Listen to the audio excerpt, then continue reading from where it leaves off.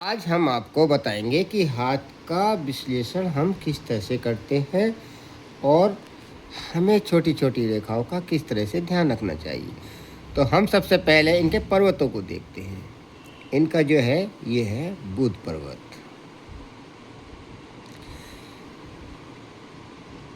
ये है सूर्य पर्वत, ये है शनि पर्वत और ये है गुरु पर्वत।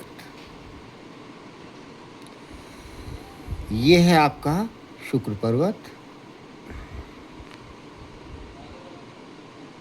ये इनका चंद्र क्षेत्र है, मून माउंट्स। ये आपका राहु क्षेत्र है, ये आपका मंगल है, उच्च मंगल, और ये आपका नीच मंगल होता है। ये हमारा यानी कि इंद्र पर्वत होता है। अब रुक जा बेटा एक मिनट। इंद्र पर्वत होता है। अब इन पर्वतों को सबसे अच्छी स्थितियाँ इनके हाथ में जो हैं सबसे उठे हुए पर्वत हैं। थोड़ा सा डाउन सूर्य है यानी प्रगति को रोक रहा है। इनकी उंगली मुड़ी हुई है यानी कि शनि की उंगली हमारे प्रगति पर जा रही है यानी सूर्य पर जा रही है। ये आप देख सकते हैं, भली बात ही देख सकते हैं, टन है। तो यो इनकी जो बुद्धि कारिकता है या इनकी वो है यानी कि शनि रोक रहा है, शनि इनका कमज़ोर है। ये शनि का उपाय करेंगे तो इनका फ़ायदा मिलेगा। हाथों की लंबी उंगलियां होना, सिस्टम से चलना, पैसा जोड़ने का लेकिन इनका अखिटा पैसा चला जाता है। छोटी उंगलियां यानी कि इस पौरवे से इनकी उंगली थोड़ी सी ऊपर है। यदि छोटी होती तो बुध खराब होता। ये छोटी छोटी चीज़ें आप समझ सकते हैं। अंगूठा टन होना, इनका टन कम है लेकिन सीधा ज़्यादा है। सिस्टम से चलते हैं लेकिन रुकावटें आना, यानी कि ऐसे व्यक्ति सामान को जोड़ने वाले होते हैं, कम ना हो जा। शुक्र उठा हुआ, शुक्र उठे हुए का लग्जरी लाइफ जिएंगी और इनकी ये सीधी रेखाएं हैं। खर्च बहुत करते हैं, पैसा खर्च करने में बहुत सक्षम होते हैं। अच्छा खाना, रहन सहन अच्छे।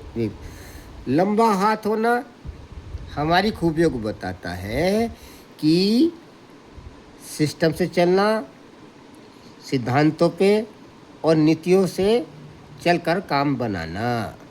दूसरी बात, इनकी जो लाइफ स्टाइल्स है या इनकी जो है ये मणिबंध रेखाएं बताती हैं, भाग्यशाली लड़कियां हैं ये। दूसरी कहानी इनके हाथ के पर्वतों को बताया।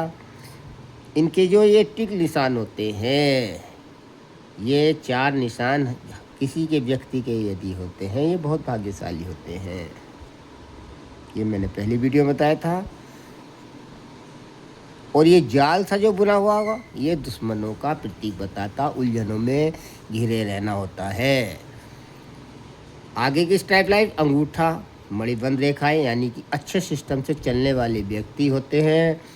इन्हें अचानक धन की प्राप्ति भी होती है और उस धन का किस तरह से उपाय करेंगे वो उन पर आधिपत्य होता है। दूसरी बात, टन होना, यदि हाथों के समीक्ष हम बिल्कुल सही से विश्लेषण करते हैं तो स्टिक बैठेगा, बिल्कुल सही बैठेगा। तो पर्वत उठा हुआ है, लग्जरी लाइफ जिएंगी, अच्छा खान पीन, अच्छा रहन सहन, खर्चीला होता है।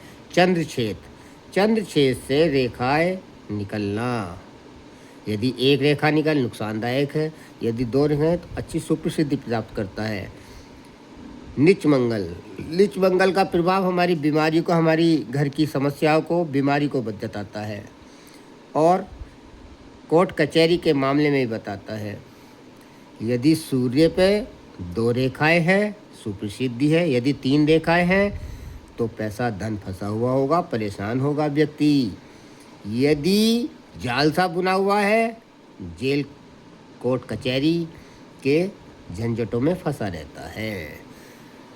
शुक्र, यदि भाग्य रेखा सीधी शनि पर्वत पर जाती तो ऐसा व्यक्ति पैसों पर ज़्यादा निराधार रिश्तों को छोड़ देता है, पैसों पे ही ज़्यादा आकर्षित रहता है। यदि भाग्य रेखा सूर्य पे जा रही हो और आपका मछली का चिन्ह होता है, ऐसा व्यक्ति बहुत धनवान होता है, अपने बल पर कार्य करता है और अपनी लग्जरी लाइफ को अपना बनाता है, किसी की सुनता नहीं, अपनी मर्जी से कार्य करता है।